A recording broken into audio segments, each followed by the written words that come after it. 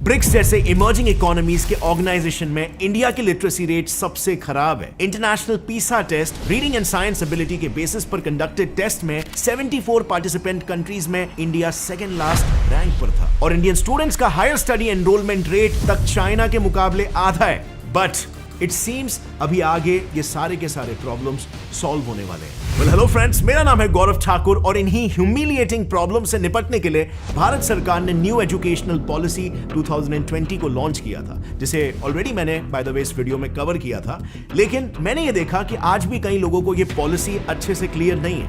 काफी वीडियोस इस पर बने हैं, लेकिन कोई भी वीडियो आपको एनईपी प्रोस्पेक्टस में रिटन प्रैक्टिकल चेंजेस क्या होने वाले हैं ये नहीं बता रहा, और इसीलिए इस पॉलिसी को एकदम डिटेल में स्टेप बाय स्टेप एक्सप्लेन करने के लिए मैंने ये वीडियो बनाया। एंड गेस व्हाट, इस टॉपिक पर रिसर्च करते वक्त जब मैंने एनईपी प्रोस्पेक्टस को इन डेप्थ पढ़ा तब मुझे यह पता चला कि ये नया करिकुलम तो हमारे इंडियन रूट से जुड़ा हुआ है। अब काफी कम लोग ये जानते होंगे, बट एनईपी में इंप्लीमेंट होने वाले नए सिलेबस और स्ट्रक्चर का inspiration ancient Indian Gurukul system से लिया गया है, जिसका मेंशन एनईपी के प्रोस्पेक्टस में कई सारी जगहों पर भी हुआ है। And government is pretty serious about this, और इसीलिए उन्होंने इंडिया का अब तक का सबसे बड़ा एजुकेशन बजट अलॉट किया है, which is 6% of GDP. So changes explain करने से पहले ये समझ लो कि ये एनईपी मेजरली गवर्नमेंट स्कूल्स को ध्यान में रखते हुए बनाया गया, जहां पर इंडिया के हर इकोनॉमिक क्लासेस पढ़ाई करने जाते। एंड ऑफ कोर्स ये सेंट्रल और स्टेट बोर्ड वाले प्राइवेट स्कूल्स में भी एप्लीकेबल हो गई, बट इसमें प्रीडोमिनेंटली काफी सारे चेंजेस जो किए गए हैं वो पब्लिक स्कूल्स को ध्यान में रखकर किए गए।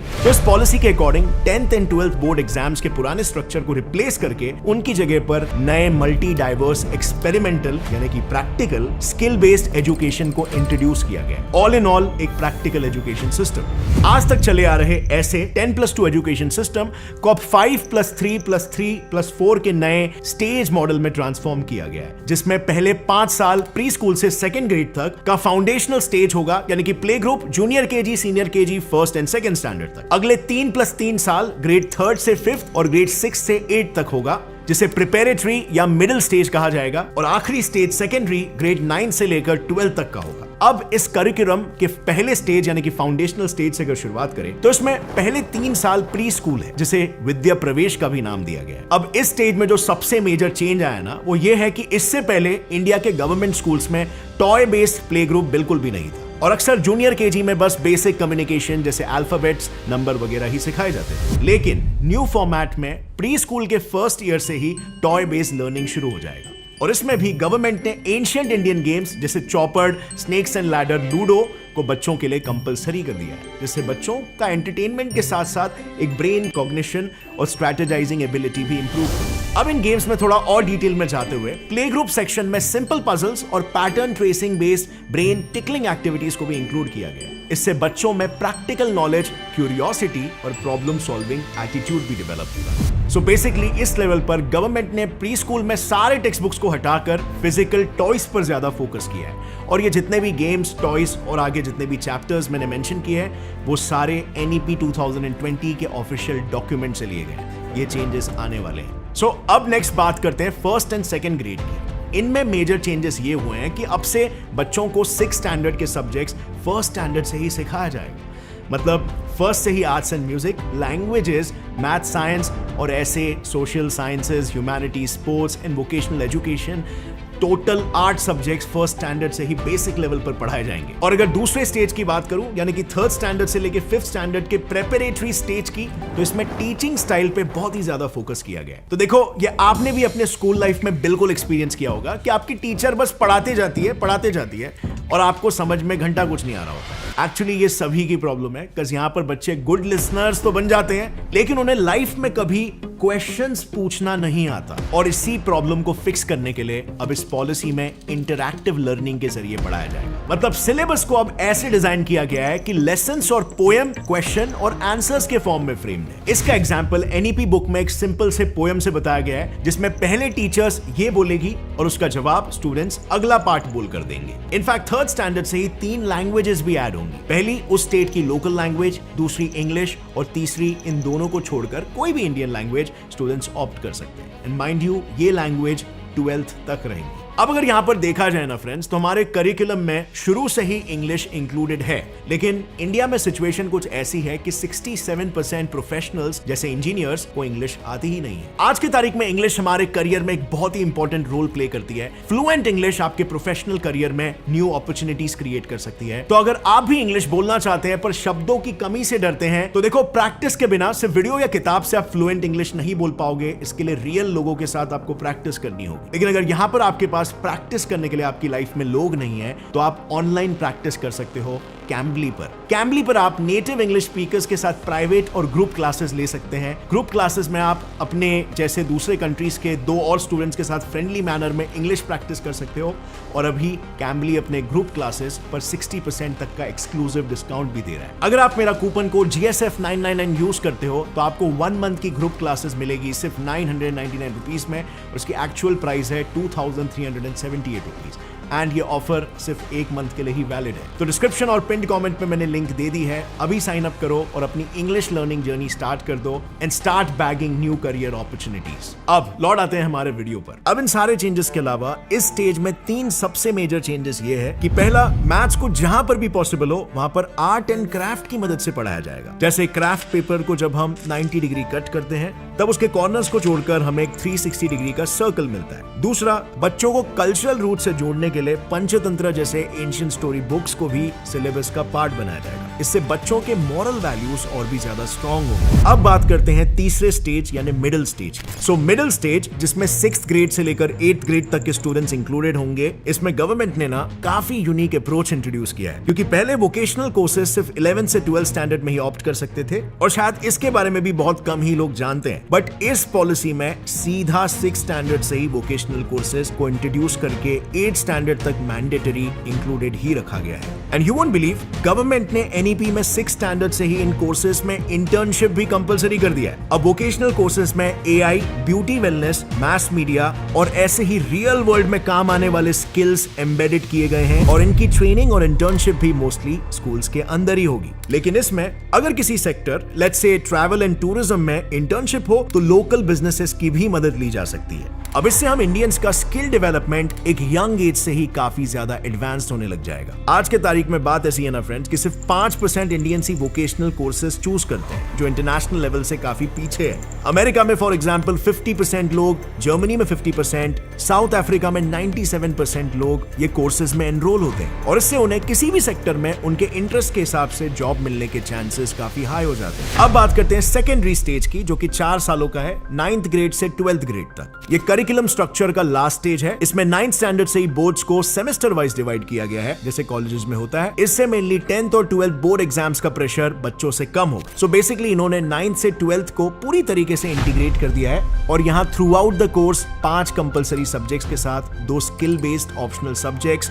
एक आर्ट एंड फिजिकल एजुकेशन और वर्क एक्सपीरियंस वाला सब्जेक्ट इंक्लूडेड होगा। अब आज तक क्या होता था, 10th के बाद बच्चों को 3 fields, arts, commerce and science में से एक स्ट्रीम चूज करना पड़ता था। बट इस करिकुलम में कोई हार्ड फास्ट सेपरेशन नहीं होगा।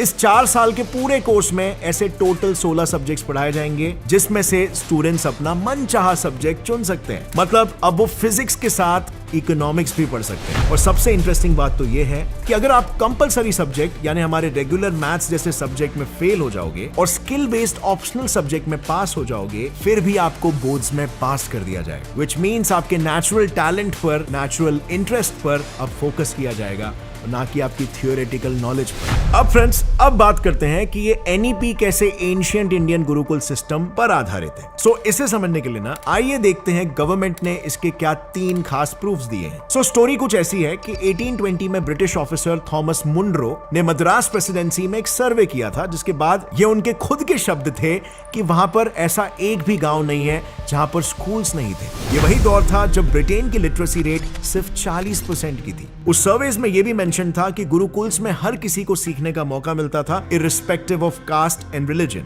आज भले इंडिया में फ्री एजुकेशन के लिए मांग होती रहती है, लेकिन उस दौरान गुरुकुल कल्चर में बिल्कुल ऐसा नहीं होता था। तब स्टूडेंट्स को एक मिनिमल फीस भरनी पड़ती थी। जैसे उस टाइम के मद्रास रीजन की करेंसी 7 पगोडास जितनी कम फीस लेकर पूरे साल भर वहां पर बच्चों को गुरुकुल्स में पढ़ाया जाता था। और तो और ये स्कूल्स बिना किसी पॉलिटिकल ग्रांट के चलते थे, क्योंकि इसका एक रीजन ये भी था कि इंफ्रास्ट्रक्चर कॉस्ट इतना हाई नहीं होता था, क्योंकि मास्टर जी किसी भी पेड़ के नीचे बैठ के स्कूल्स को कंडक्ट कर सकते थे। अब उस वक्त के गुरुकुल बेस्ड लर्निंग में और लागू किए जाने वाले एनईपी में कुछ बहुत ही खास सिमिलैरिटीज है। वो ये है, सबसे पहला एग्जाम्पल बेस्ड एजुकेशन। गुरुकुल्स में प्रत्यक्ष अनुभव या प्रैक्टिकल एक्सपीरियंस करवा के सिखाया जाता था। समझो अगर किसी स्टूडेंट को फॉरेस्ट या नेचर के बारे में पढ़ना होगा तो उनके गुरु उन्हें जंगलों में लेकर जाते थे और उन्हें सारे पेड़ पौधों के लाइव एग्जाम्पल्स और प्रैक्टिकल नॉलेज देते थे। और ऐसे प्रैक्टिकल नॉलेज के कारण स्टूडेंट्स बड़े से छोटे सारे प्रकार के पेड़ पौधों का अनुमान लगा पाते थे। ऐसे ही practical experience based learning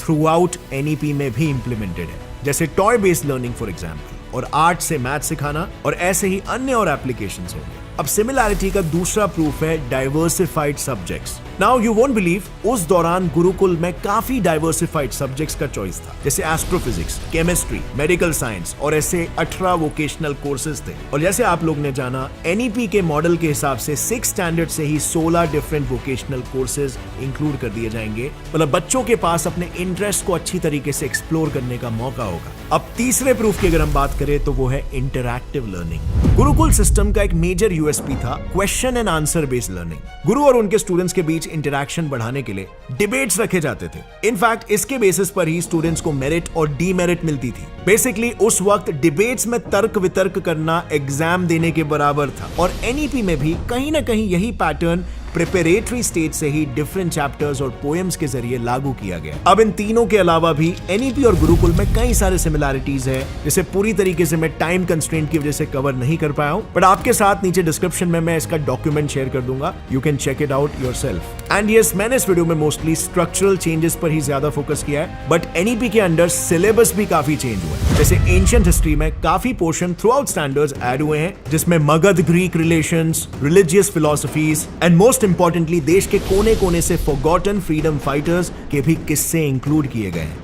also students democracy की इंपॉर्टेंस समझे, इसीलिए 6 चैप्टर्स भी ऐड किए गए हैं, जिसमें तो जेपी मूवमेंट जैसी डेमोक्रेटिक मूवमेंट्स के बारे में भी बताया गया।